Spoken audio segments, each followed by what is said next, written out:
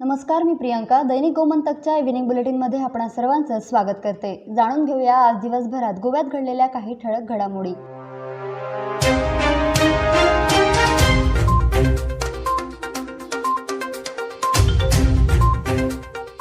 जसजशी गोवा निवडणूक जवळ येत आहे तसतसे गोव्यातील विविध पक्षातील नेत्यांच्या हालचालींना वेग येऊ लागलाय.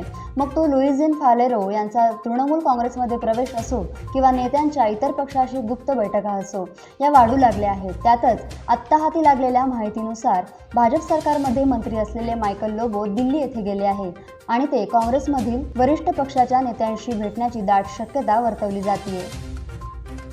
गोवा राज्य नगर विकास संस्थेतर्फे वास्को येथील अ दर्जाच्या मुरगाव नगरपालिकेचे नूतनीकरणाचे काम युद्धपातळीवर सुरू झाले. मात्र पालिका इमारतीत असलेल्या काही सरकारी कार्यालयात कामानिमित्त येणाऱ्या नागरिकांमुळे नूतनीकरणाच्या कामाला अडथळा निर्माण होतो. याशिवाय राज्य नगर विकास विभागाला सुडाच्या कंत्राटदारामार्फत अनेक तक्रारी सुद्धा दाखल झाल्या होत्या. अखेर सरकारच्या एका आदेशाद्वारे पालिका इमारतीतील सर्व कार्यालयांना खाली करण्याचे फरमान सोडले असल्याची माहिती सध्या प्राप्त झाली आहे. आम आदमी पक्षाला राज्यात स्वच्छ आणि भ्रष्टाचार विरहित राज्य करायचे आहे. त्यामुळे स्वच्छ प्रतिमेच्या इतर पक्षातील नेत्यांचे आपमध्ये स्वागत आहे. आप लोकांसाठी चांगले काम करत आहे. दिल्लीतील अरविंद केजरीवाल यांच्या सरकारने शिक्षण आणि आरोग्य क्षेत्रात चांगले काम केले. मोठ्या प्रमाणात रोजगारही उपलब्ध केले आहेत. गोव्यातही तसेच सरकार आम्ही देणार आहोत, असे प्रतिपादन आपचे प्रवक्ते वाल्मिकी नाईक यांनी आज पणजी येथे झालेल्या पत्रकार परिषदेत केले. फोंडा तालुक्यातील सर्वच मंदिरे आता देवदर्शनासाठी खुली करण्यात आली आहे. श्री मंगेश देवालय आजपासून भक्तांसाठी सुरू झाले आहे.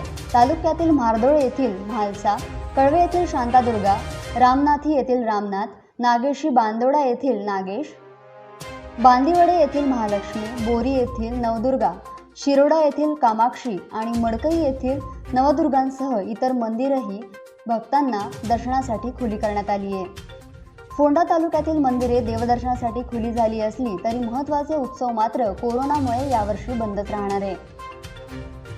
भारतीय महिला फुटबॉल संघाच्या आगामी मैत्रीपूर्ण लढतीसाठी मुख्य प्रशिक्षक थॉमस डेनेरबी यांनी 23 सदस्यीय संघ जाहीर केला. त्याच संघात बचावपटू मिशेल कास्ताना एकमेव गोमंतकीय खेळाडू आहेत. कुडतरी येथे जन्मलेली मिशेल 28 वर्षाची आहे. तिने 2018 साली भारतीय महिला संघातून आंतरराष्ट्रीय स्पर्धेत पदार्पण केलं.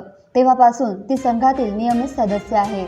तर या होत्या आज दिवसभरात गोव्यात घडलेल्या काही ठळक घडामोडी. अशाच ताज्या अपडेट्स जाणून घेण्यासाठी आमच्या दैनिक गोमंतक पेजला भेट द्या आणि आमच्या YouTube चॅनलला सबस्क्राईब करा.